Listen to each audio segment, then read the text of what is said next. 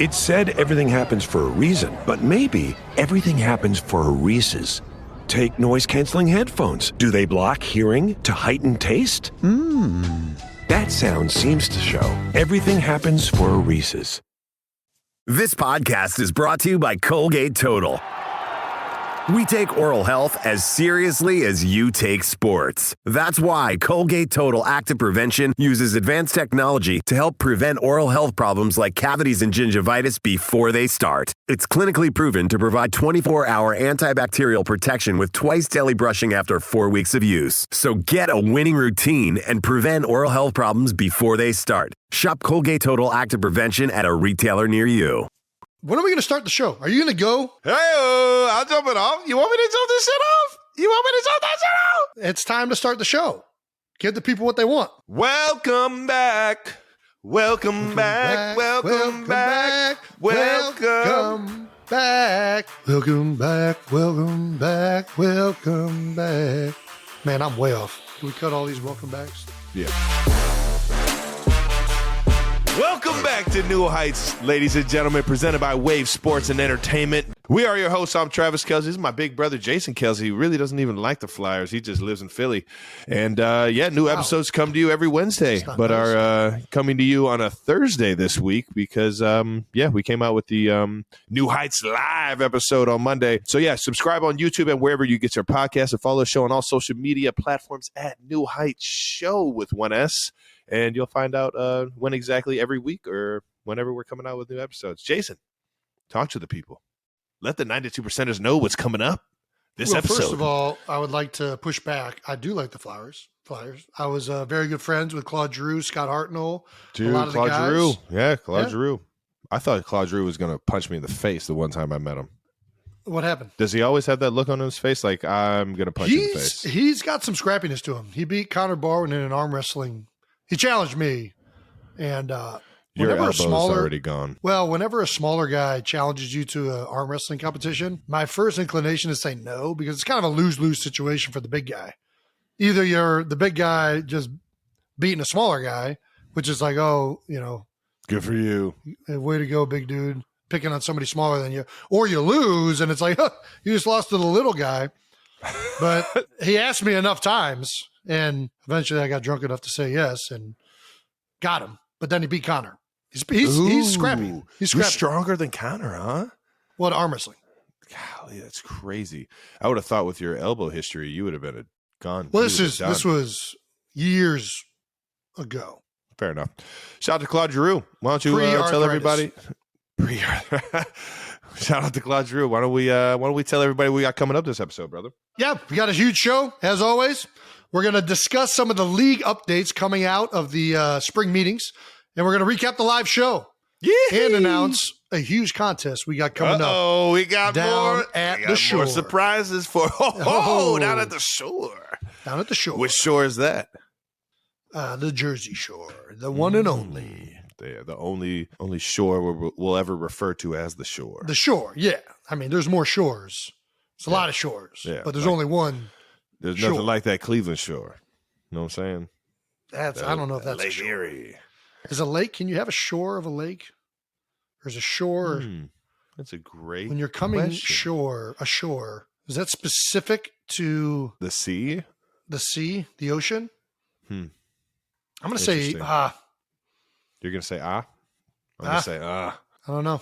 No, you know what? I think it's a no because the Ozarks have more shoreline than the state of California. How crazy is that? The Lake of the Ozarks has more shoreline. Well, and I've heard that saying before, so it's got to be common knowledge for you there, folks. Go to the Ozarks. If there's a good way to gauge the English language, it's off of the Ozarks in Missouri. Okay, new news. Still top 5 sports podcast, depending on when you're looking at the charts. That's all we got in new news. So I guess we'll get straight to the fan mentions of the week. New news, not so new. Fan mentions of the week, ladies and gentlemen. The live show reactions. You gotta love it, man. I actually had a blast watching the live show over again. Didn't realize that I did a lot of the stuff that I was doing during the live show. I guess once that camera, once the light turned red on that camera, I just turned into another person. Hey. Yeah, let's get to some of these fan mentions, man. look at some of our favorites here. How about a little Tingle My Berries? All right. Very classy there. Tingle My Berries, 2133. It's amazing seeing this show turn into what it is. Yeah, no, honestly, that was far from a sports show that we had out there in Kansas City. I don't even know. Is that a compliment or that can be taken a couple of ways? I mean, it says amazing. Anytime anybody says we've done some amazing things, I think it's always going to be pretty positive. You think it's positive? I don't know. I mean, if it depends on the context. We went further than their imagination. So that's an amazing shit we just took. But compliment. Is that yeah, that is a compliment. I'd take that as a compliment. Yeah. Big shit's over here, boy. It's an amazing bald spot you have. Dude, at the same time, if somebody's amazed, I think it's a positive reaction. Yeah. I think I'm trying to think, what's the right context? It exceeds your expectations or imagination. Yeah, but if the expectation is gone in the opposite way, it's exceeding it in a negative way. Like what? That's an amazing ass whooping you just took. That's positive. Yeah, I could take an ass whooping. All right. I mean, you're bringing up fair points. I'll take it. All right, let's keep it moving, baby. Dirty Cow 35 at Dirty Cow 35. Such a great time. My buddy got hit in the face with a t-shirt cannon when Tony Gonzalez came out. Tony G, you hit somebody in the face with a t-shirt cannon? He was okay. He finished the tweet. He was okay and had a good laugh after. Nice. Well, thank God we didn't have to call the EMTs because those things were coming out hot. Yeah, we need to check the video on this. It doesn't say Tony was the one firing it. So I wonder who was firing it when Tony was coming out. Dirty Cow, if you could get us that because Jason was a loose cannon. I would love to know if I hit somebody with a loose cannon there. Score! In the face. That was my guy, Rob Regal. Let's keep it moving. Walmart owns.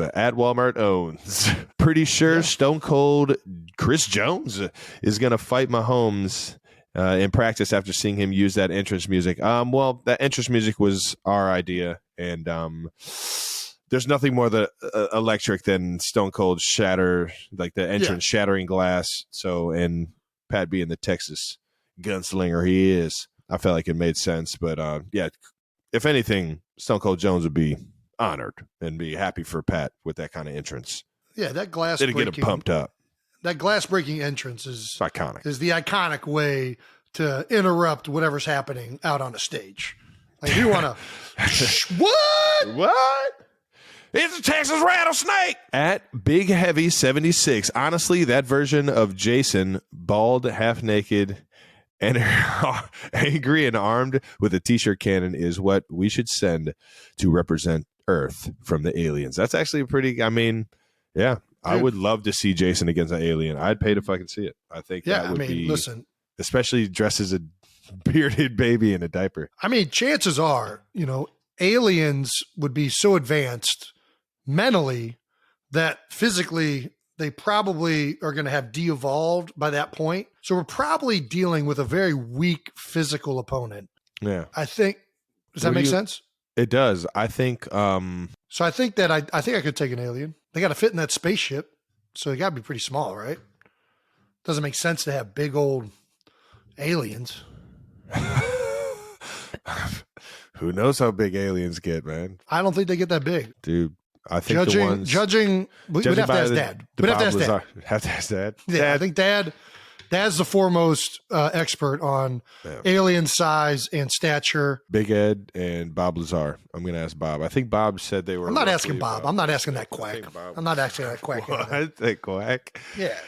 Guy's full of shit. Until he's not. Dolores Pruce, 573. Next live show needs to be in Philly, and I'll tell you what. I'm down for that. I think it's only fair. We're gonna do if we're gonna do one in Kansas City, we should do one in Philly.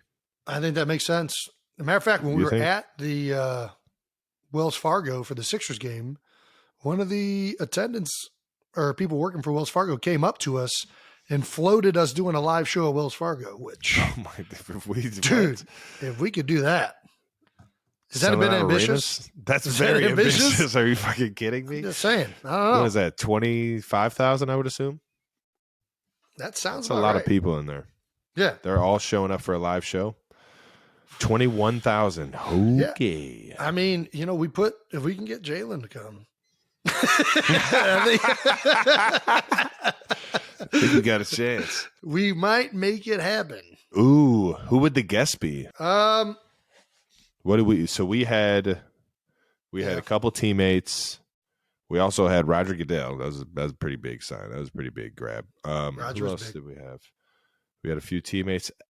Ex-Philly legend you would need. We had an ex-Kansas City legend in Tony G. So maybe Allen Iverson? Oh, my God. If we got AI, that thing is definitely getting sold out. Right? Yeah.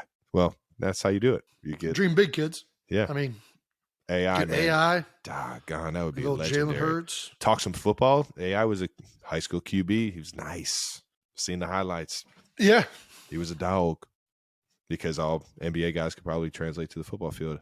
If you ask Jason Kelsey, who else would you need? You would need like some sort of like actor or like TV show superstar. Well, we had Stone Street. I know Miles Teller pretty good. He's a Philadelphia guy. My man Miles. Maverick. There's so many other roles, but goddamn, he killed that one. He did. Yeah, no, Miles is a legend. I prefer Whiplash more. Whiplash. I mean, I love that movie. God, that was a good one. You know, another good one was War Dogs. That was a good one too. Yeah, I mean, he's a beast. Yeah, he kills it. He kills it. I like Always Sunny would be good. Danny DeVito. Whew. He has no connection to Philadelphia, but he's a You're ridiculous. Charles Barkley. Charles, dude. Ooh, it's a good How one. can we forget about dude? Yeah. Talk about gift of gab. Not many people better than Sir Charles. No, there's not. There's not. I don't know if you could tell me there's one person better than Chuck. You better start calling some people because I brought the damn house down to Kansas City. All right. I mean, I had Tony Gonzalez, the greatest tight end ever to play the game. Who are you going to get in Philly? If you want legends, you go for Nick Foles.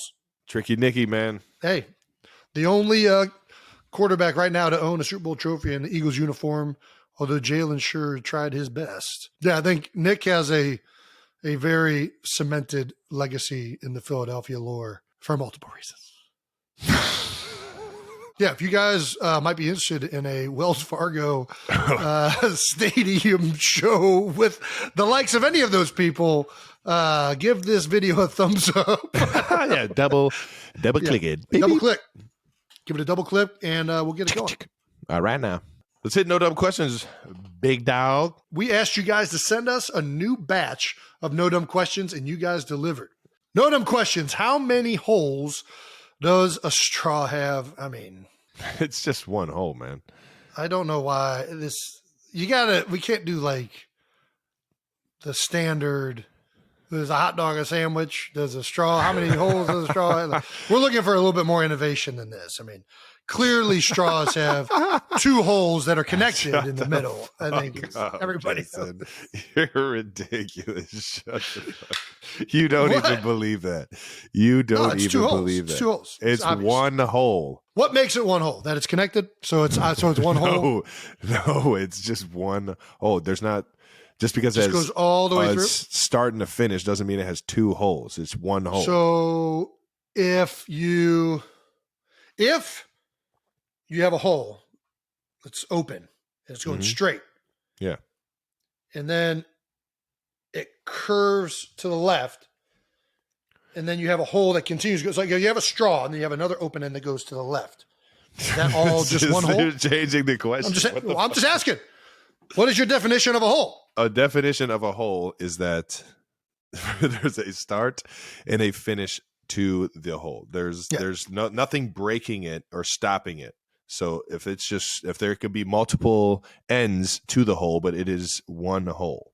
So if you have a straw that's continuous and then it has four other shooting points that come off of it, that's all just one hole. Like a groundhog, like an ant hole is just a big old, it's just one hole. One hole. Yeah, I think it's preposterous. I think it's ridiculous, and I think that was a bit much. You're right. All right. That was a bit much. I think a bunch of scientists. A straw has one hole. This is the thing. I think this is the thing. This is the thing. This is why completely different. This is why I hate these types of questions. But you changed the entire question. I'm going to explain to you. Why is a straw 2 holes? If you would allow me to talk, I'll explain. Why is it? Explain yourself. This is my problem with these questions. The only reasons they exist is for people to come up with arbitrary definitions and be like, gotcha, it's 1 hole, even though you take the straw, you go 1, 2. It's fucking 2, all right? Is a hot dog a sandwich? Would you ever call a fucking hot dog a sandwich? No. I don't give a fuck whether...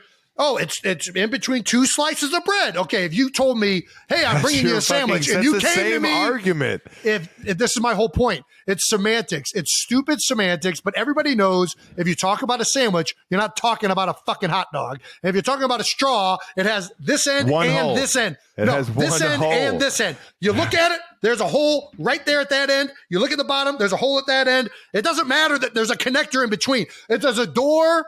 You fucking walk through the door. Like if I open that door and then I open this door, now I'm just living in a fucking hole? Yeah. No, I'm living in a fucking house. And that's an entrance and an exit. And that's an entrance and an exit. That's 2 fucking holes. There's 1 hole in a straw, Jason. You can look through it. I don't care whatever your fucking scientist buddies come up with or whatever anybody looks up on Google. Yeah, because I hang out with a bunch of scientists. All right, let's do this. You're in the middle of the straw. You're in the middle of the straw. Yeah. All right. I'm in the middle of a hole. We make a big. Let's go this way. I'm in the middle of a hole. What do I got? We make a big straw around you. Okay. Yeah. You look up. You look to your left and your right. Are you seeing 1 hole or 2 holes? Look to my left. Look to my right. Like, oh my God, I'm in a hole. No. How did I get in the hole? This is preposterous. If you're in a cave, you're in a cave and it's got multiple exits. Are those it's all just 1 hole? I'm going to look around and be like, I'm in a cave. This is crazy. Listen. I'm not going to think that there's a hole at the end of the cave. I'm be like, don't let these a cave ridiculous. Is different than a hole. This is the problem with these. These are stupid questions because they come up with, Jason, there's no dumb questions. Moving on to the next question. A taco's a sandwich. A fucking burrito's a sandwich. No, a taco can't be a sandwich. I'm just saying, this is where you go into these semantics. Everybody knows what a fucking sandwich is. Yeah. Everybody knows what a hot dog is. It's not a fucking, if you ask for a sandwich and somebody brought you a hot dog, you'd be pretty fucking like, what the fuck is this? I asked for a sandwich. Is a burger a sandwich? Huh? I think a burger's a burger. I don't get into the semantics of it. I'm not going to go into, is it a sandwich? We all know a sandwich when we see one. That's a burger. A hot dog's a hot dog. I'm not going to go into, well, what classification is it? Or, hey, does this straw have 1 hole, 2 holes? Like if it's a silly straw, does that count as 1 hole? I'm not getting into all this. It's got this end and this end, and both of those ends has a hole in it. I don't give a fuck what happens in the middle of it. 2 holes. We spent enough time on this. All right. Fake Nanny J. Fake Manny J. Who are the top 3 movie villains of all time? We could go any direction. Are we talking horror films? We talking action movies? We talking comedies? What are we talking here? I think all my villains are going to be based off of comedy and action movies because I'm not a really big horror film kind of guy. Sure. It's too easy, too. It's too obvious. Freddy Krueger? Yeah. All right. Well, yeah, no shit. Texas Chainsaw Massacre? Yeah. Cool. All right. I hope they don't come after me. Do we go top 3? Top 3. Okay. My number one. I'll go for Joker. I'm going. Joker's definitely You're top 3. You're fucking throwing a superhero villain at. Come on, dude. What do you mean? It's an unbelievable role. Yeah, if you wear makeup, you can't be considered a great villain. I can't wait to hear your villain. Go ahead. Who are you going with? We'll go back. Ernie McCracken. Ernie McCracken. That's a good villain. Yeah, it's a good villain. I think he's got some of the best liners you could ever think of. He's cleverness. He's got deception, mischief, talent. He's got it all.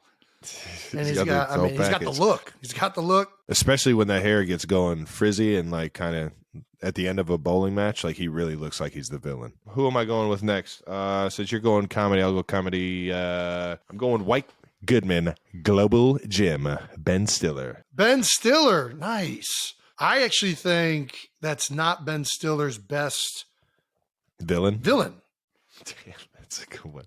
I know his best villain is in Heavyweights. As, he was. Yes, the same character. It's just with kids. It's better though. The lines are better. It is not. How you doing, little Tony? The plot, the whole movie is iconic. There's only one of those movies out here. All right. I love Dodgeball. I think maybe it's just the nostalgia of Heavyweights. I think that's a better Ben Stiller villain. Either way, Ben Stiller's a villain. I will agree. I think we should just you should just take Ben Stiller as a villain. I'll just take Ben Stiller. You take him in both of those. You can take him in Happy Gilmore as the evil nanny sitter. You can take him my gosh. This dude is one of the most iconic villains of all time. I'm trying to think of what else he's been a villain in. I don't know, whatever. Yeah. Ben Stiller is a villain. Good take. I'll go Willy Wonka. I must be missing something. What are you missing? He killed a bunch of kids in his chocolate factory, Travis. Jason, he did not kill a single Not only that, but he kidnapped a bunch of Oompa Loompas and has them working in his fucking chocolate factory. I'm out on the Willy Wonka is one of the he's one of the most notorious. You see the way those Oompa Loompas dance and have fun in that place? They fucking love that place. Now. They definitely signed up. They don't have a choice. They don't have a choice. They don't have a choice. Yeah, because the kids need candy.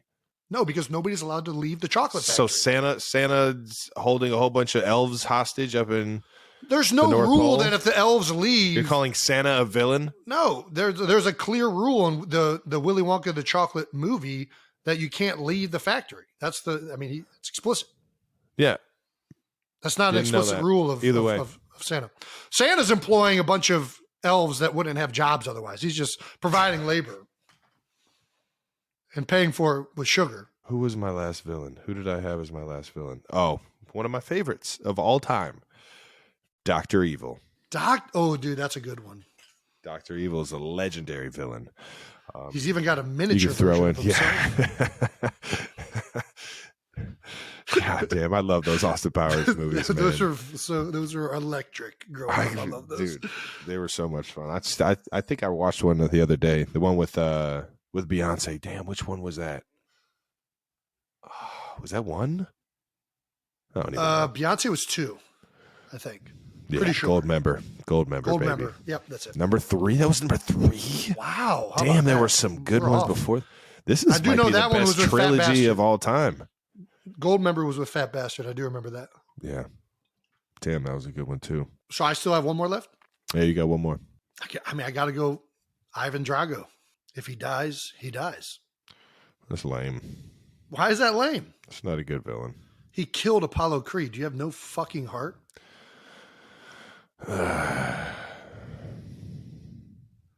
No. Well, I'll tell you what. Not for Drago.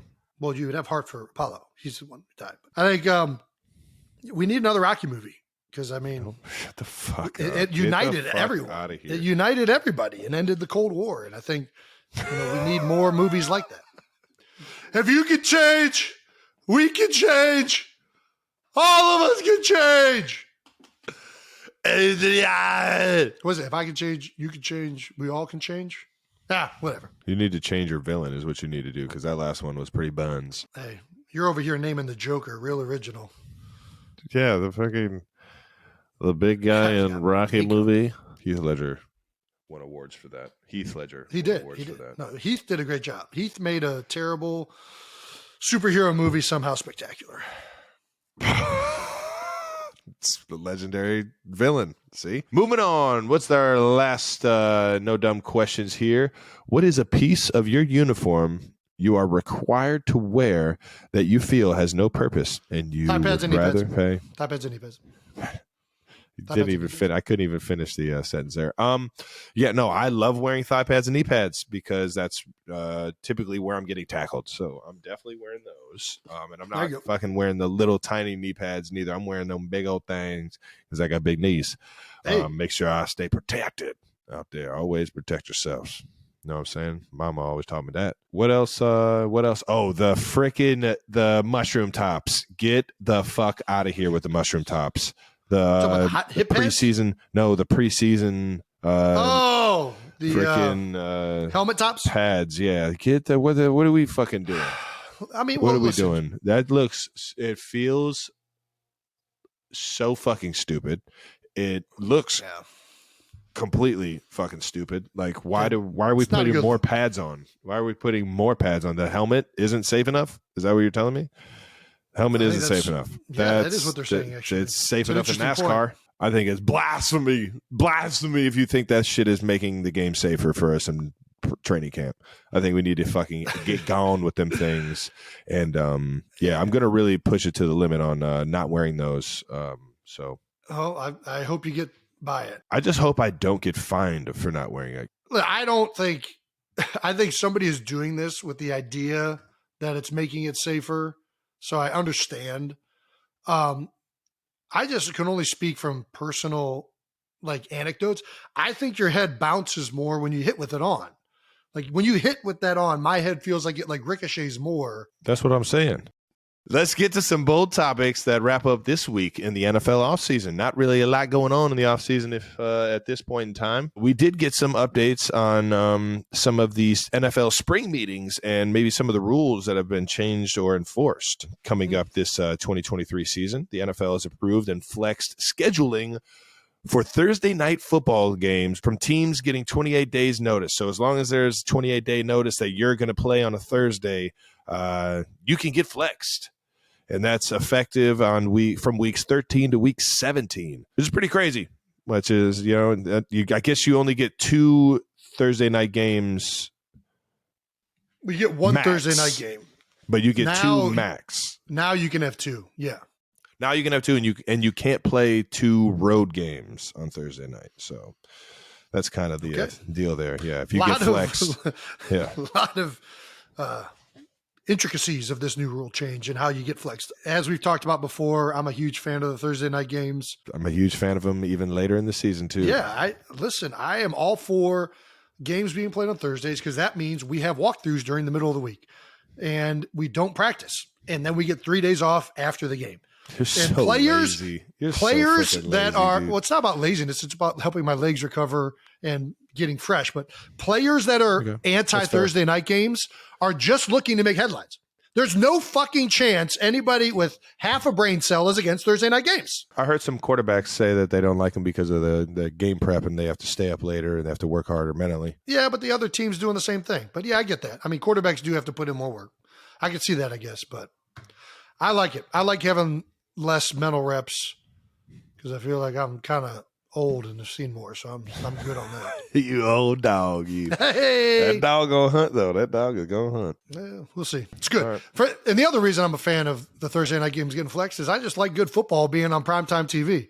I don't want to turn my Thursday night television on and have to watch. Some of those games last year were buns. It was bad. It was bad. Oh man, they were. I like watching good football, and Thursday night is one of the few nights that I get to watch football and just enjoy it as a fan. Let's get some good freaking matchups. That's what I'm about. All right now. What else happened in the spring meetings? They passed a bylaw originally proposed by the Detroit Lions, allowing teams to dress a third quarterback. The Detroit Lions proposed this? This is bullshit.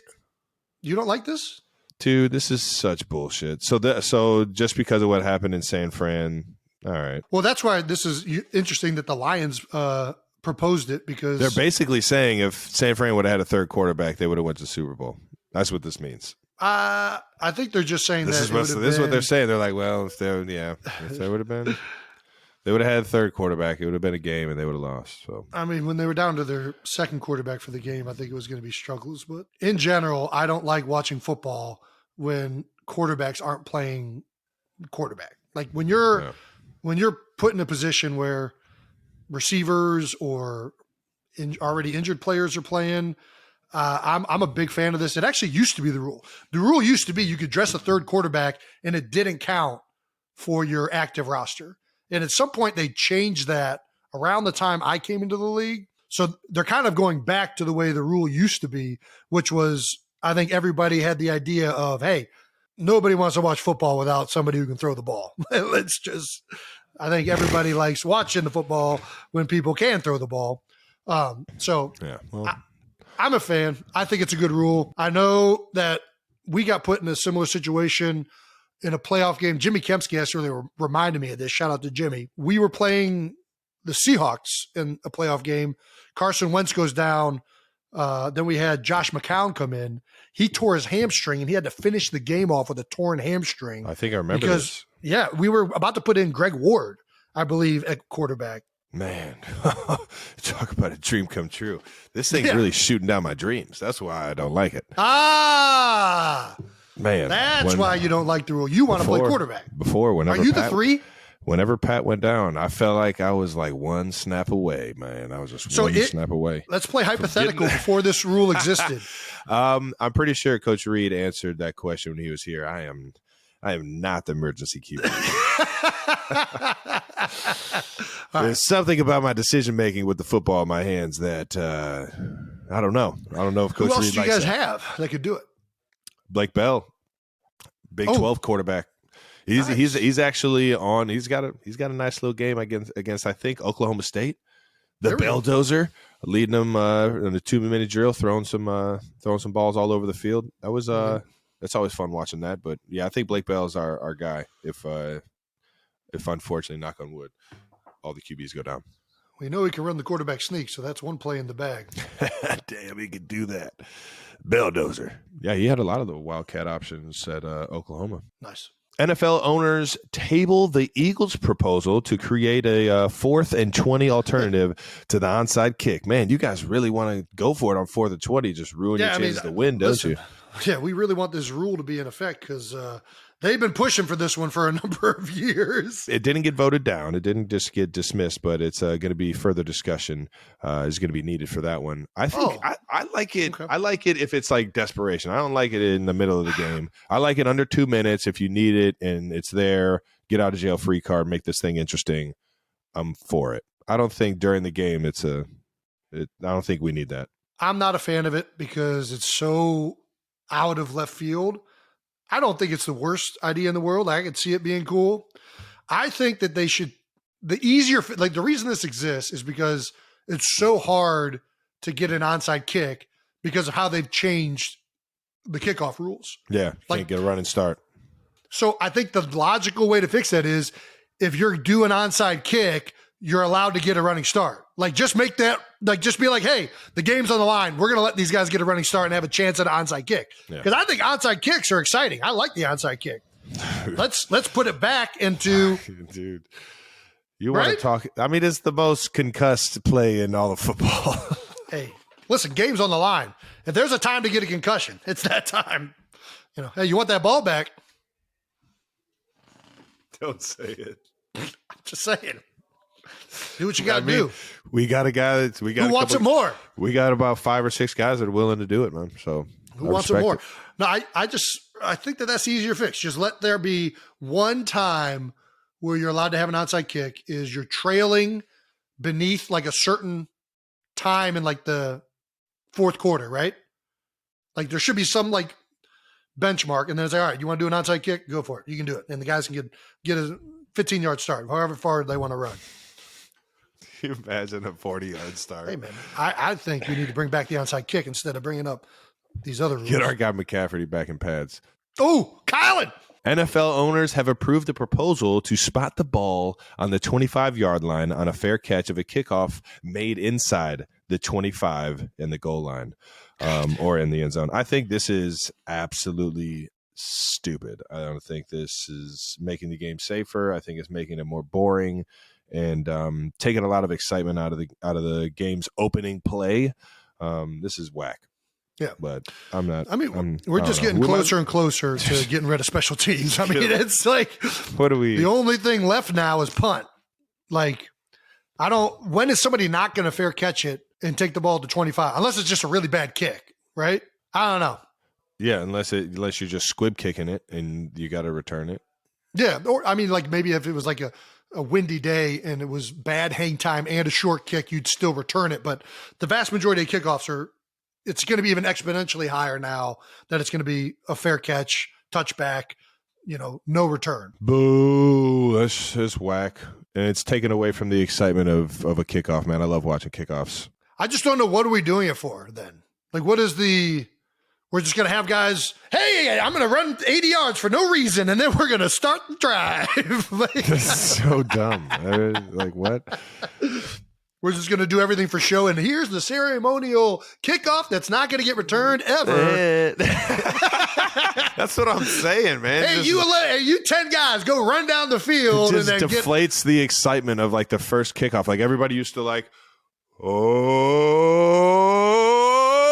boom. And everybody runs when the ball, and it says boom when it gets kicked off, and it's exciting. And then you see that first live contact. Guys, you hear it. Everybody's just running full speed at each other. Heads are banging. Guys running full speed at each other. And the guys get clotheslined and does a backflip. And you're like, football! This is electric! Yeah. And you're just going to fucking turn it into 25-yard line. Let's get the quarterback out here. I think at this point, put the ball on the 25-yard line and start the game. Like, we don't need the show of a potential thing that's not going to happen. It just takes away from everything. It just immediately deflates you. Yeah. Well, I just got deflated thinking about it. I just think we should just start at the 25-yard. Let's just get rid of it completely. And put guys out of work. But just to let you guys know, we're not the only ones that think this. There's a lot of special teams coordinators and players around the league that we're against this. Of surprise, course, surprise. Special teams coordinators are against this. Yeah. See their jobs slipping out of their hands. I don't know. What can you do? I guess we can just bitch. Guess we could just tell the world how we really feel on our podcast, New Heights. Don't forget to subscribe wherever you get your podcast and follow us on social media platforms at New Heights Show with one S. Tom Brady has finalized a deal to buy a minority stake in the Las Vegas Raiders from owner Mark Davis. Why didn't he do this with Kraft and the team he won 6 Super Bowls with? Maybe Kraft didn't offer him an opportunity to buy it? That's crazy. You don't let the most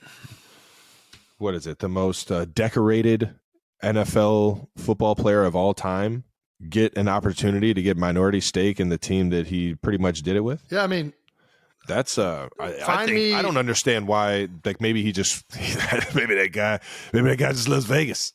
No, I mean, listen. These owners don't get to be owners and billionaires by giving up ownership in their team to players that do a really good job. Like I think it is weird. It's definitely weird that he's now he's an owner of the Las Vegas Raiders. It's still subject to NFL approval, I guess. Oh, that's fine. I thought the deal is just finalized with the NFL. They're not going to approve Tom Brady. Well, and we can't let players start having ownership here. We gotta nip this in the bud right now. He's surprisingly the third player that's got ownership in the NFL. Who else? Do we know the other? No, I looked them up. Never heard of them. I would also assume that they're like played in like the 60s, 70s, or like the 80s. Like I don't remember. I didn't recognize these dudes at all. Shout out to those guys, though. I mean, shit, they're owning an NFL team. You guys are doing pretty damn good. Are you guys going to do this when you retire? Are we going to do this when I retire? I think it's laughable to think that we would have that opportunity. You got a better chance than me. Yeah. I have a better chance. Yeah, I think you got a better chance for sure. You're the mayor of Philadelphia, dude. They don't.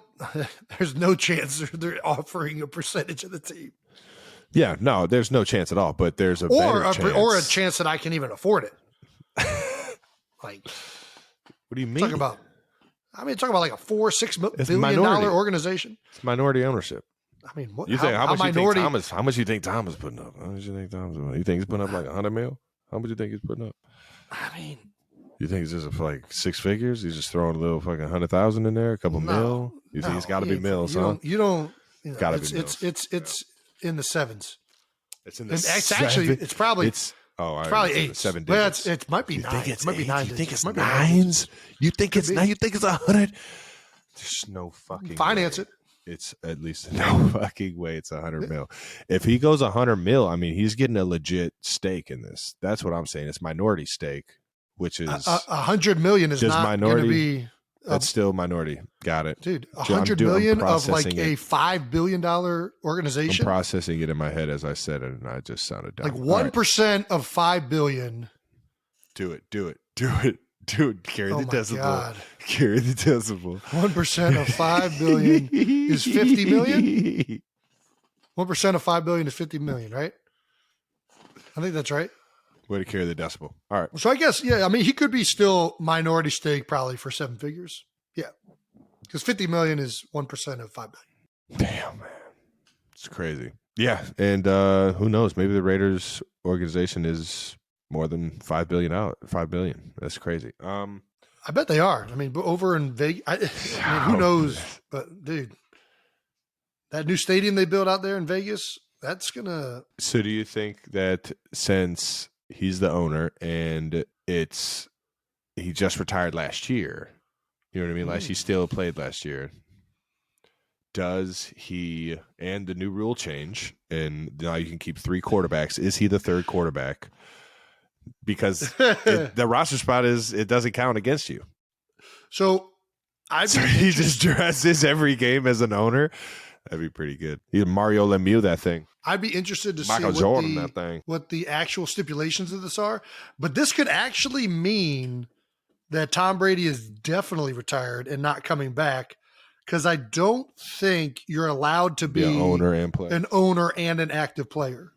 Unless you're I don't an think active player on that team, I think you're golden. I don't even think then you'd be allowed to, because that'd be why wouldn't, to get away with like salary cap like things, why wouldn't you just give up a very minority stake in the team? That's a good point. I'm going to bring that up next time I get a contract in Kansas City. I think that the NFL's already thought this out, and I think that's why you can't do it. Better way to do this? You just give me ownership. Yeah, you can pay me like just $1 a game. If you can give me ownership of this shit. Pretty positive Tom is not allowed to come back if he is an owner, which is big news. I guess it's big news. Yeah. Well, let's keep this show on the road. Jimmy Garoppolo just can't get away from Tom Brady. God, man, this guy's How about that? All right, Broback, rookie signings. All right, as we have seen this past week and I guess the week before, a lot of these rookies have been signing contracts, officially a lot of money getting tossed around as an NFL player. Money. Rookie minicamps have wrapped up, and now we're waiting for training camp to officially open. So I guess we thought we'd share, our rookie signing stories, contracts. I mean, all right. I don't got much to show. Officially announced. I got a little bit. I guess it's public knowledge, anyways. It's 1,000% public knowledge. So yeah, I was a 6th-round pick, and at that time, the rookie minimum was $365,000. Damn, that's crazy how much it changed in 2 years. Well, not just that, but dude, it's more than I'm saying double because that now. I'm saying that's it's gone up almost. It went up to $75,000. So it was 360. Yeah, I was about to say it was 360. It was 405 my year, so it went up just about 420 or something. 20 something every year. 20, 25. Well, it was 405 and it was 365. It went up 40,000 in 2 years. All right, cool. But I think now it's like almost. I think it's officially double that. Yeah, it's up in the 600s now. Yeah, $365,000 is my rookie contract. I got a $90,000 or a $60,000 signing bonus. I guess I should know that. 60 grand, baby. Maybe it was 90,000. I got 60 after taxes. Nice. Maybe that's what I remember. I forget. Nice. Either way, you had 60 bones in your bank account. I did. And the first thing I bought felt good. What'd you do? Where'd you go? A pickup truck. Ooh, what kind? In particular, the first one I bought was a Ford F-150. Now I'm partial to Ram trucks, as I have a dealership, Steve Vidian Chrysler Dodge Jeep and Ram. That's pretty good. So I've been driving the Ram 2500 Cummins diesel engine since then. But yeah, my first truck. There's 2 vehicles I always wanted. The 2 vehicles I always wanted to own in life was 1, a pickup truck, and 2, a Jeep Wrangler. I don't know why, but those are like the 2 Like some people wanted, sports cars or high end, I don't know, whatever. Those are the two that I always wanted. I guess I remember you had them third. both. You had them both. Ooh, who's the third? What's the third? The third that I want now, and I'm trying to talk Kylie into it, but she's not biting, is a minivan. Or a conversion Why would van. she not bite on a minivan? They're the best. I think she thinks she's too cool, and I'm trying to What bring are her. you talking about? Like you tell her like a Sprinter van? The Sprinter van's too much. That's not necessarily cool. It's too much. I would do a Sprinter van too. Those things are badass. But Yeah, I think you can customize those things. Get pretty good bang for your buck there. no, I think good use out of it. I'm talking about just a Dodge minivan. Like, dude, car seats, getting them in and out with like a normal door. There's a reason the minivans are high sellers. Big. I'll tell you what, minivan man. fan. It's the first car I ever drove. Thoroughly green. enjoyed Dodge Caravan, baby. Dude, the first car I ever drove was the green Dodge Caravan we grew up with. And ladies and gentlemen, this isn't your fancy 2-door back door. This is one sliding door on the passenger side. You got one entrance in the back seat, baby. There ain't no running away from mom and dad without getting out that exit. At one point in high school, me and my buddies were going to a house party, and we thought it would be a good idea to, we didn't think it would be a good idea. We're going to a house party. We put a bunch of beer in the minivan, and we're driving to the house party, and all of a sudden I hear this coming from the engine. And me being the mechanic, I'm like, all right, there's something caught in the engine. Okay. And I notice as I go faster, the speeds up. And I'm like, what are the chances if I just floor it that whatever's caught in the engine will spit out the side? That was my logic. That was my logic brain working right there. And it goes, and I'm like, holy shit, it worked. It fucking worked. And I'm cruising. And then I go to turn the vehicle. I had no power steering. And let me tell you, minivan loaded up with a bunch of dudes and a beer. It was hard to turn that sucker in high school. And that was the end of the green minivan. It had a legendary Then I graduated to the purple minivan after the green minivan. That purple minivan might have been better, man, because that got handed down to good old me. Yeah, and the purple minivan was much more up-to-date model. Yeah. I've had some legendary moments in the purple. You had minivan. the cassette tape. We had the cassette tape with the cord coming out the cassette, so you could plug your iPod. Ooh, the original iPod. God, we're really dating ourselves right now. I didn't say anything about my rookie contract. For those of you that don't know, I guess it's different now. Now we get paid bi-weekly. But at that time, when I was a rookie, you used to get weekly checks. And this is when you used to get like a physical check, and on the end of it had a receipt. Before a digital, and you would rip it off. And I tell you what, this is the most money I've ever seen in our life. It was more money than our parents had seen. This was like crazy to me that I was getting paid that much money to play football. And then I saw Jason Peters' game check. And I realized this dude made after taxes more in one game than I made the entire season pre-tax. Like, I was like, dude. Hey. And guess what? And I was like, in my head, I was like, he's worth every single dollar. Good for him, man. Maybe one day I could be like Jason Peters. And now you are. I'm still not. When I was a rookie, it was crazy. But anyways, I'm doing good. What was your rookie? What was your rookie contract? So when I came in, like we said, it was 405 was the rookie minimum. And which, for those of you that I guess don't know, every draft pick makes league minimum. I don't know if it's every single rookie. Correct. No, that's true. It's true. Is it? At least it was when I came in league. And then the signing bonus is what changes. Yeah. So if you're drafted in the first round, your salary is the same as the 6th-round guys. The free agent guy that came in, yeah. Or the free agent guy, but your signing bonus is what changes. So go ahead, Trev. Sorry to interrupt. No, that was a good point. And I was slotted in the first pick in the 3rd round to get 800 and something K. So I ended up seeing roughly like, I think it was 500, 600K. That was your signing bonus? After taxes and everything, yeah. Oh, wow. Yeah, no, that's. I mean, that's pretty good. It was real good. I don't have. It's a big difference between third round and sixth round. Only thing I really got left or to show for that money is a pair of some of my favorite shoes. And, well, yeah, what did you spend it on first? I know you. First thing I did, I had my eyes on a pair of size 13 Nike Air Mag Marty McFlys, the coolest shoes that I'd ever seen in my life. You bought those your rookie year? Yeah. As soon as I got my check, I immediately went online and sourced them. Well, I had a feeling Europe, the first thing you were going to buy was something clothing related or shoe related. Because, dude, hey, Travis got swaggy. You know, I mean, he got all swaggy. Okay, boy.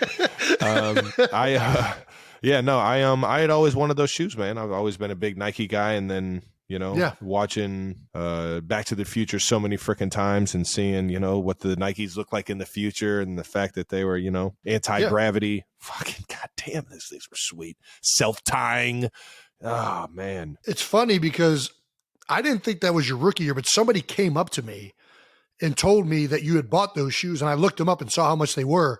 And I remember being like, what the fuck, Travis? You spent spending that much money on shoes? They weren't cheap. Yeah, I was like, listen, I got a lot in the bank account right now. I'll just spend fucking 10 grand on some shoes. Which I don't know how that guy found out you had them, because you hadn't posted it, I don't think, on social. I think he was just big into the shoe game or something like that. And you bought them from somebody in the Philly area. What it was. That might be what it was. I thought I got them from overseas, but I might have got some other kicks that I'm thinking of. The Red Octobers, I still got those to show for it too. Those are Yeezys, Nikes, and Yeezy first. For those of you that don't know, Travis has an entire bedroom.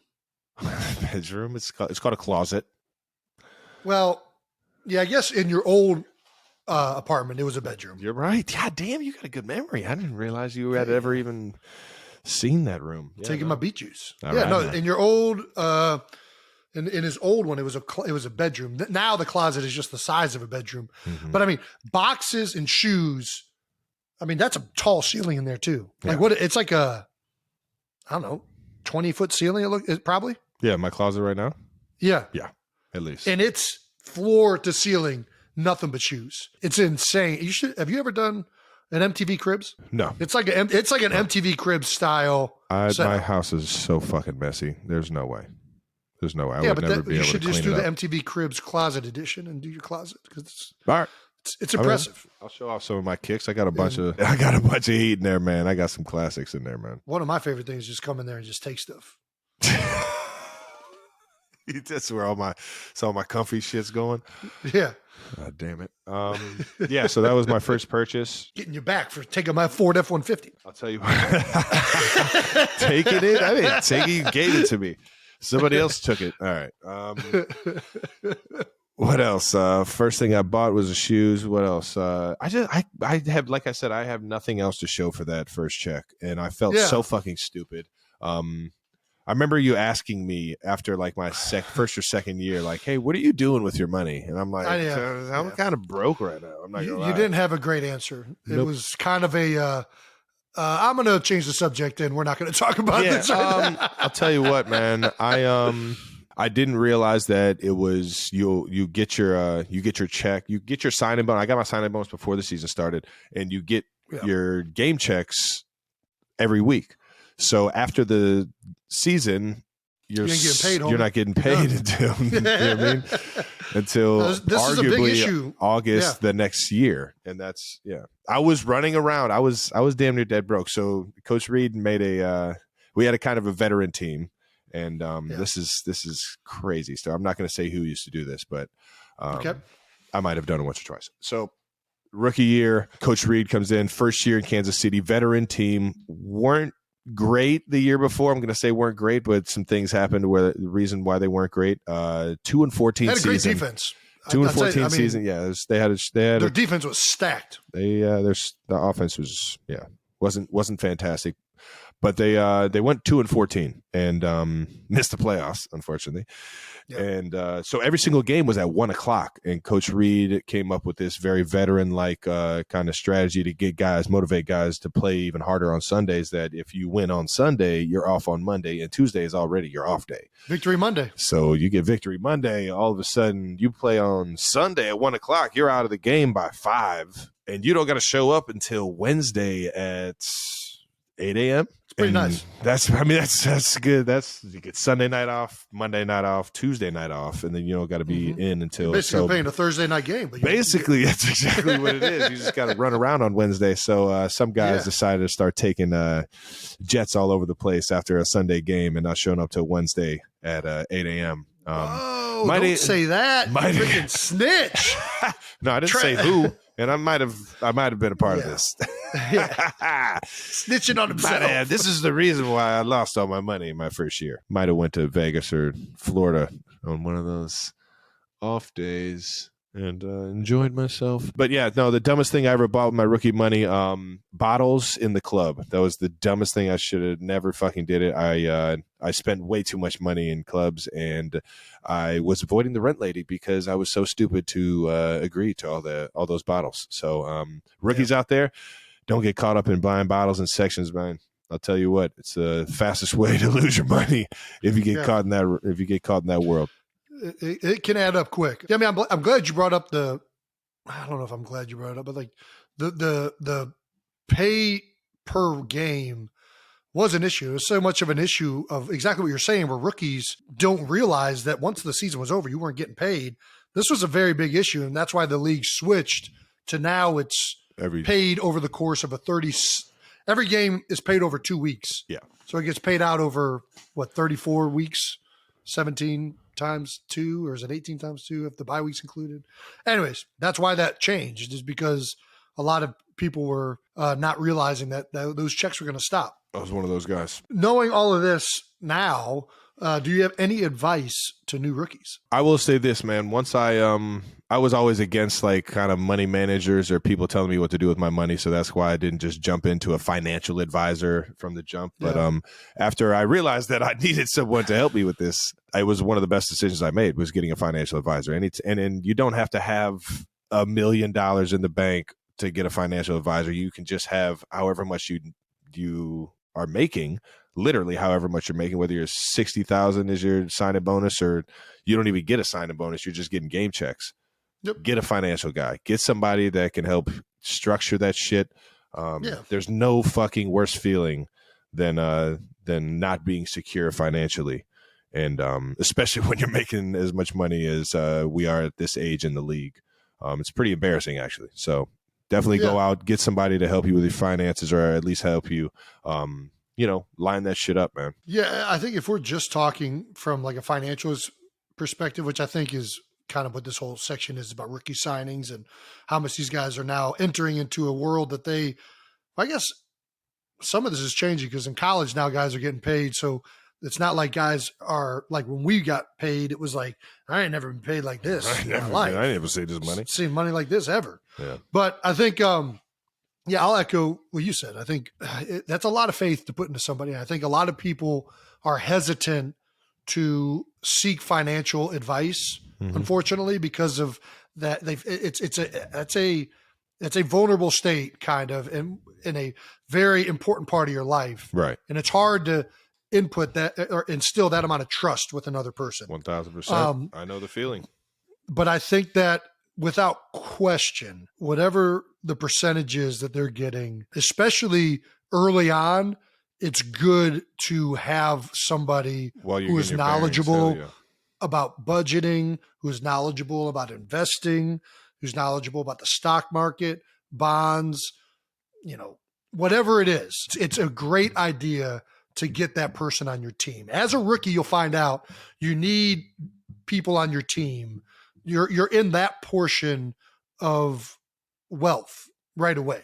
And you need these people around you to, one, manage everything, but also to that you can get advice on. And if they're good, they'll tell you like, hey, we need to scale this back here. And like, this is where we should be right now.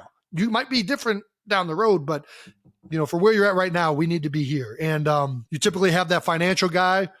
I would encourage everybody to get in contact with a tax professional to make sure that you are taking care of that. Because they will be on your ass. Yeah, those are the two big ones. Those are the two big ones from a financial perspective that you need to get figured out very quickly, and get in contact with your local or your team's player development person or other veteran guys to figure out which people are right for you. That's kind of my advice. Well said, if you already don't have people ready to go. I said it once, I'll say it again. Best decision I ever made, man. It's an important person to have for anybody, and they'll save you money. They're going to end up making you money. And yeah, next thing we got to talk about is the Ocean Drive show. Coming to the OD, baby. Kind of teased it on Twitter. Somebody asked about, hey, maybe you guys should do a show down at the Jersey Shore or at the Ocean Drive. I mean, I guess we will.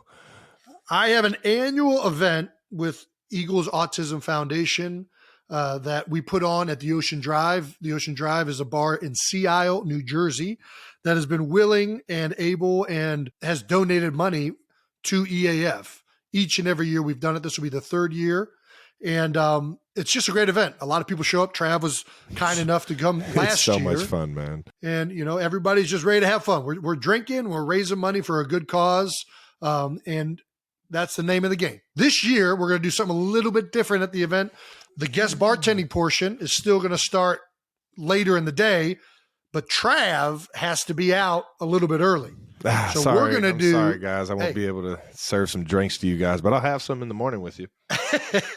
We're going to do a New Heights show on the scene in the OD that morning. And at the show, we are going to have our first fan competition. Ooh. That's right. I'm announcing it right now. We are going to do the first ever New Heights Beer Bowl. The Beer Bowl. Jason, Beer Bowl what 23. The Beer Bowl is. You got to tell them what the Beer Bowl is. It's a competition involving beer. Yes. We are going to compile a 16-team tournament, single elimination, so it'll be one event per round. That's all you get. You get one shot, baby. This NFL style, baby. The teams will be two people, and we're going to start compiling this list now. So if you're going to be in the New Jersey area on June 28th and think that you should be in the competition, we need you to send us your team name, a video of why you think you are qualified to be in the Beer Bowl. Gosh, this is going to be so good. Your partner, you and your partner's names, obviously. Your team name, your team theme, because we want this to be done right. And you will be accepted based on, one, your quality of drinking skills displayed in your video, two, your creativity of your team name and theme, and that's pretty much it. Yeah, and please be 21. You have to be 21 to enter. That's true. Yeah, we're going to be drinking alcohol, so good point. Please submit that to either at New Heights Show on Twitter, Instagram, all that stuff with one S, or email us at newheightsshow@gmail.com. Dude, are we in this, or this is fans only? We're going to be hosting the show. We're going to be doing play-by-play and commentary. This is why. Oh, all right, right on now. Right on. But, I mean, I think maybe there's a place where we do some type of competition with the winner of Beer Bowl. I think that kind of makes sense. I think I have to get involved. I love to compete any way I can. We'll figure that portion out. Would love to. The winner of the Beer Bowl will receive the first ever New Heights trophy. Ooh, I can't wait for you guys to see this fucking trophy. If you think the Stanley Cup is sweet, and you think the Larry O'Brien's sweet, or you think the Vince Lombardi's sweet, the Vince Lombardi's pretty sweet. Wait till you see the New Heights. I'm just going to call it the trophy right now. I'm not going to. Are we telling what it is yet? We still need to have a design. We know what it's going to be. We know what it's going to be. We're going to wait to disclose, but I will tell you this. It's not going to just be a plastic trophy. We're making a legit trophy. This probably is out of going gold. to be legit. I think we both feel it should be. I think it should be solid gold, right? 100 was solid. Yes, very solid. So it's going to be, there's going to be some money in this. The winner is going to get a pretty high, I don't want to say the dollar amount yet because we don't know how much the trophy is going to cost. We'll release that at a later date. But I'm glad you brought up the Stanley Cup, Travis. Why is that? Because Larry was kind enough to visit last week, and I got to put this hat on. I feel like I got to be flyered up for this one. this week we got another trophy in the house. Shut the fuck up. That's why you're wearing the. God damn it. I mean, it might be What both is it, of our because number you're ones. East Coast? Listen, we can't trust you with trophies. You're fucking ridiculous. Ladies man. and gentlemen, I hope you're ready. We are about to present to you the trophy that we both rated as the number one trophy in all of sports. It's what we idolized growing up in Cleveland, Ohio, playing hockey. We all wanted to hoist this at one time or another. Never in my wildest dreams did I think it would be in my You're den. ridiculous, dude. Travis, get ready. I present to you the Stanley Cup.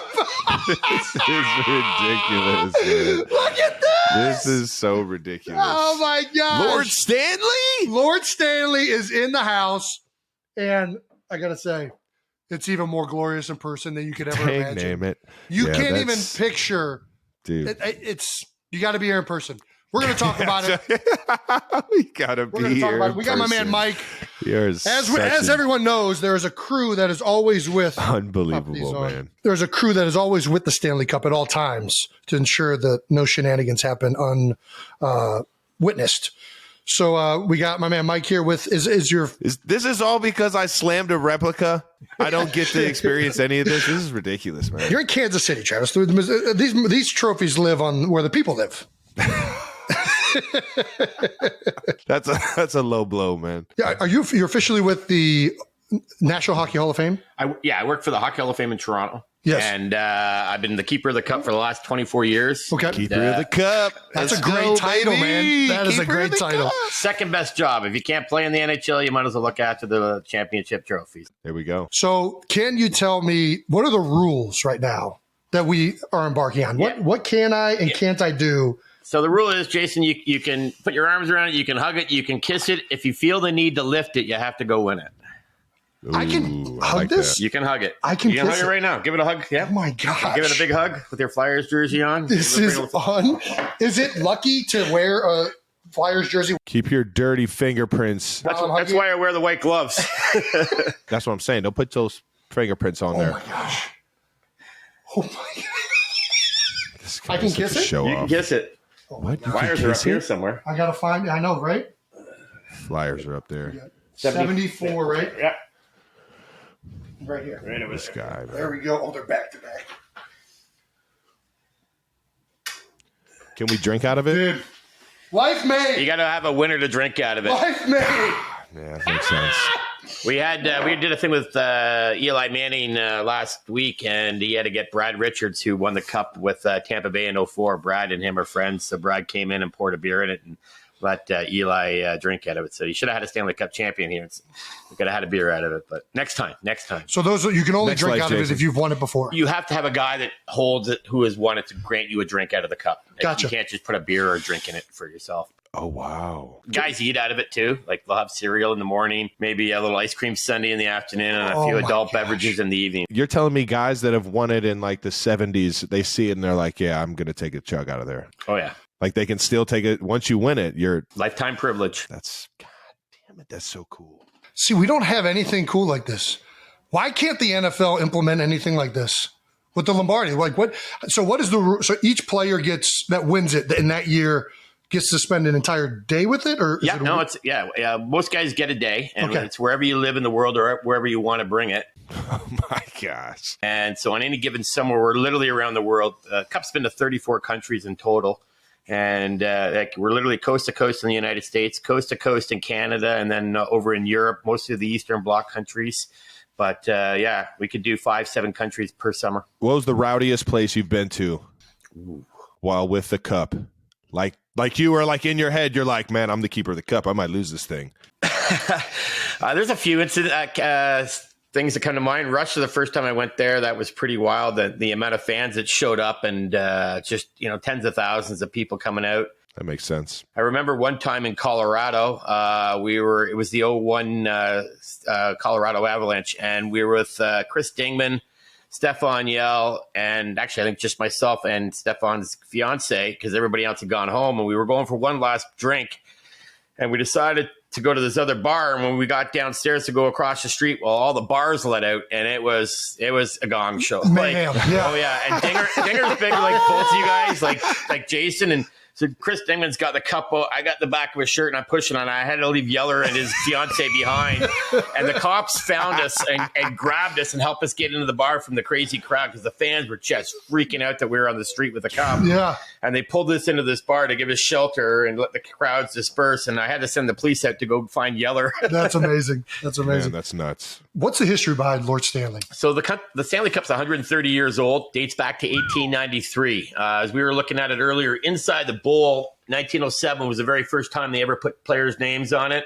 1915 is also in the bowl, and then it started to grow from there and into a cylinder stovepipe-like. It was stovepipe-like up until 1947, and then they created this shape with the 5-tier format.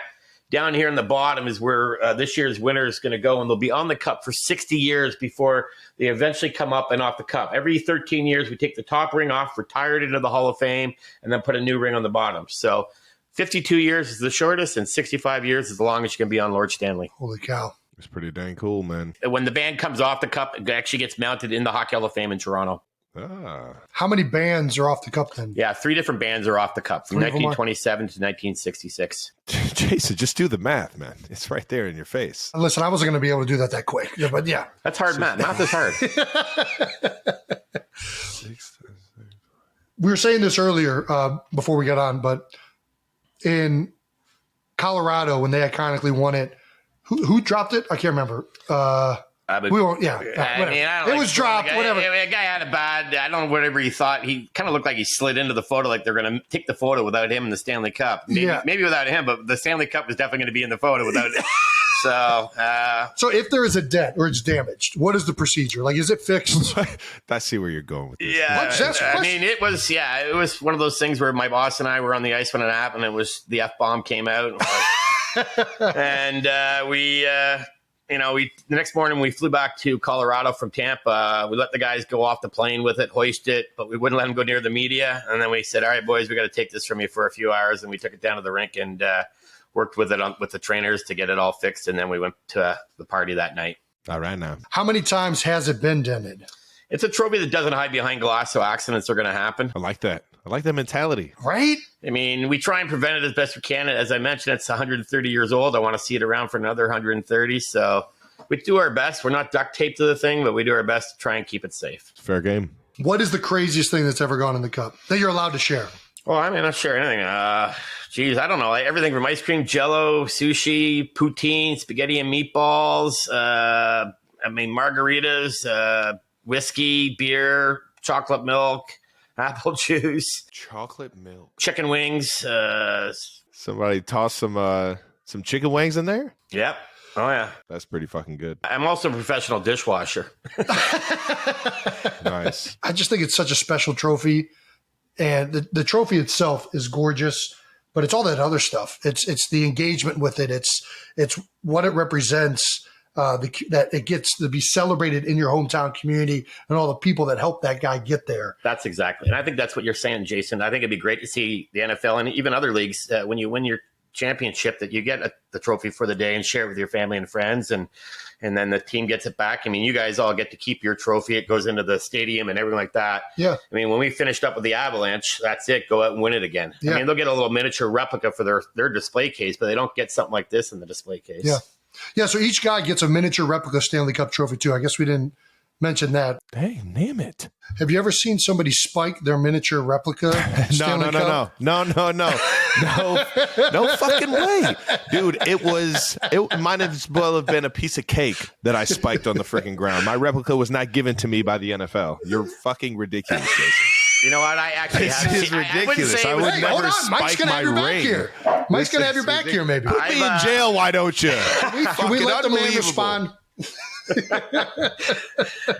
I had a guy, he had his kids playing when he had his cup, the big Stanley Cup, the real one here, and he had his miniatures. He'd won a couple of times, and his kid dropped the little miniature replica, and they're made of silver too, and the bowl broke off. And I'm and he was pretty chill about it, and it is what it is. And I was going to ask you, those miniature ones, like how big is the bowl though? Could it fit like a whole beer in there or what? I've seen guys slurp stuff out of it. I don't know if it probably maybe a half a beer, but I've seen guys carrying it around and just drinking out of it. Be your all-time shot glass. Exactly. It holds about maybe 3 or 4 shots in it. All right now. This, by the way, you want to take a guess on how many regular cans of beer this holds? Yeah, I could do that. Let's say, I think a nice 12-pack. 12-pack here. I'm going to tip it down for you, Travis, so we can maybe have a little better look. But Here's my fist for gauge. I'm not. Dude, get your filthy paws out of there. I just watched them. So you're going with 12. What are you going to go with? Man. That might be a 24 rack. Dude, it's big. That's kind of deep. Can I just go over? Can I go over? You can say whatever number you want. What? This guy's a weenie. Are you kidding me? You can go over 12. I would go over 12. I'm going to say 24. 24. Well, it's 17 exactly. I was going to go 18 before I said that. Dang it. That's what you get for stealing my second guess. That's 17 cold beers. Now, How again, about that? that's a bit of a, to me, when you have 17 in there, but 17 or but 15 of them will fall out because it's so heavy. It just sloshes. And that's just a waste. I don't waste beer. At least in Canada, That's we a lot don't. of beers, man. That's a lot of beers. Oh, man. I'm so freaking jealous right now. This is ridiculous. Trav, what can you confirm or deny your involvement in bringing a NHL team to Kansas City? I'm confirmed. I'm not in on anything, but I am confirmed, and I'm very pro bringing hockey to Kansas City. Ooh. I haven't talked to like a mayor or Pat Mahomes or anything. You know what I'm saying? Yeah. But I'm pretty sure everybody's on board with getting KC a hockey team. I mean, a sports town like this, an exciting game like hockey. I guess all the expansion teams are immediately Stanley Cup like champions, or like they go to the playoffs for a second year. Yeah, I think that would be electric for Kansas Cityans, man. And I think the KC would show out for these guys for sure. So NHL, if you're looking for a new home team, home base, I think the middle of the country is the way to do it, baby. all right. Trav, of all the teams left in the hunt for this year's Stanley Cup, who are you taking? I'll tell you what, the Panthers are pretty fun to watch right now, man. Panthers? Okay. I'm gonna say Panthers, man.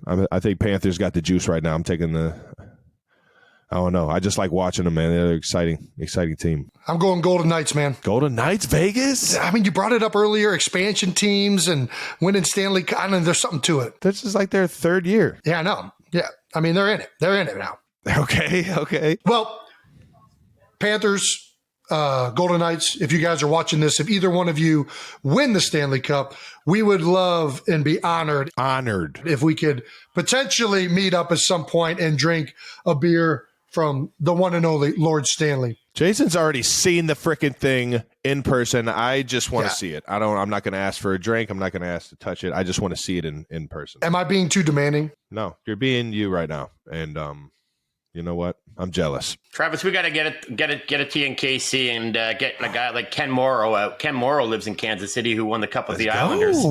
Let's go. I did not know that. Yeah, won the gold medal also for 1980 with the Olympics. So he won the gold medal, and then he went on to win 4 straight Stanley Cups. Trying to think of NHL. We got Bernie Perrant is still in the area. Bernie's Yeah.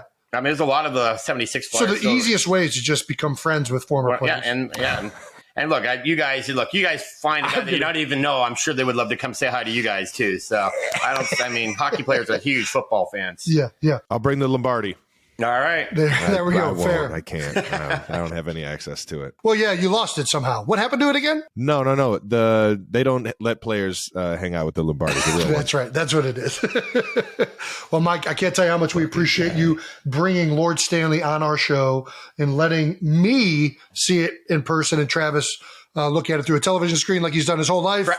Yeah, I don't know how much I really actually appreciate it, Mike, but I'll tell you what, man, it was fun talking to you about it. It's fun learning about it too, man. And as the cup keeper, man, you're a legend yourself, brother. So I appreciate you jumping on. All right, Mike. Thank you so much. Thank you. Thanks. Awesome. Travis, thank you. You are something else, man. You are something else, huh?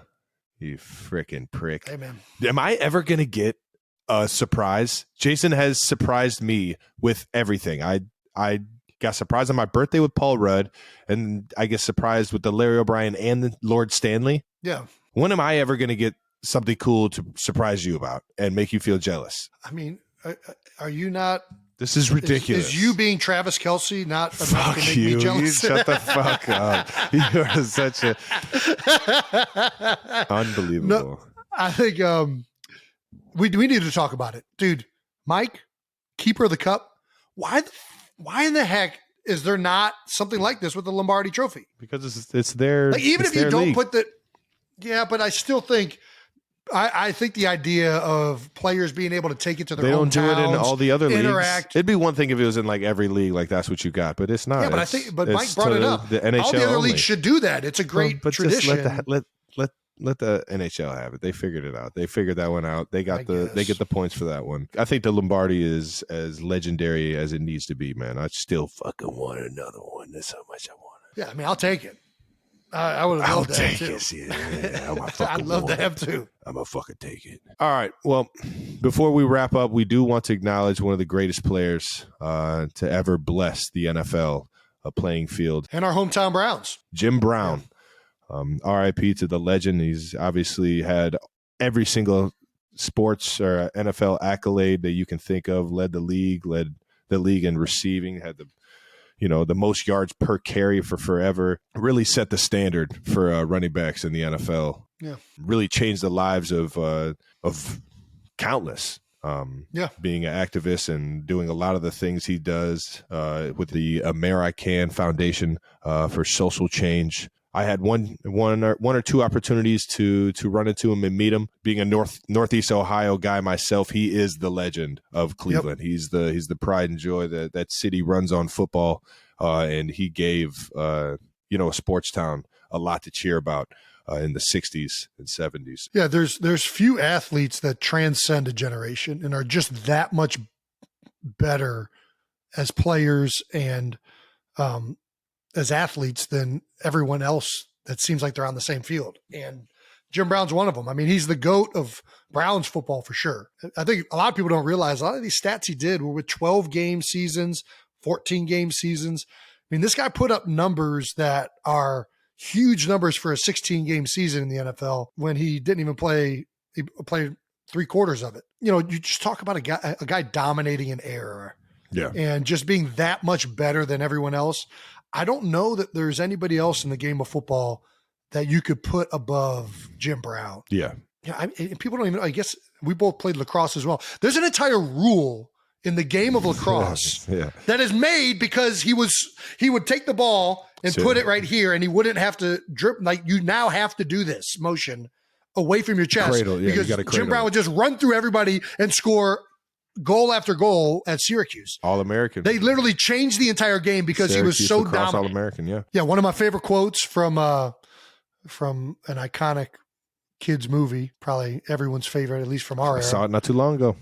Hey, remember, kid, there's heroes and there's legends. Heroes get remembered, but legends never die. Jim Brown's a fucking legend. Follow your heart, kid. You'll never go wrong. Look at you. I live by it. Stand by it. The words of Babe Ruth. You know who reminded me of that was Malcolm Jenkins wrote that. We exchanged jerseys after a game. Malcolm. Teammates. Okay. And he had that quote, heroes get remembered, but legends never die. That was what he hit me with. And one of my favorite teammates I ever played with. And if there's anybody that epitomizes that, or if there's a guy that epitomizes that quote, I think it's Jim Brown. That wraps it up. That does it, man. R.I.P. That's the Jim. close. This episode of New Heights is in the books. Make sure to subscribe on YouTube to the New Heights channel so you can follow along and see when all the new episodes are released. And listen and subscribe wherever you get your podcasts. Once again, New Heights is presented by Wave Sports and Entertainment. And follow the show on all social media platforms at New Heights Show with one S for fun clips throughout the week. And as always, thank you to our production. And thank you to you, 92%ers. We love you guys. Appreciate you guys always tuning in. And until next time, enjoy it. See ya.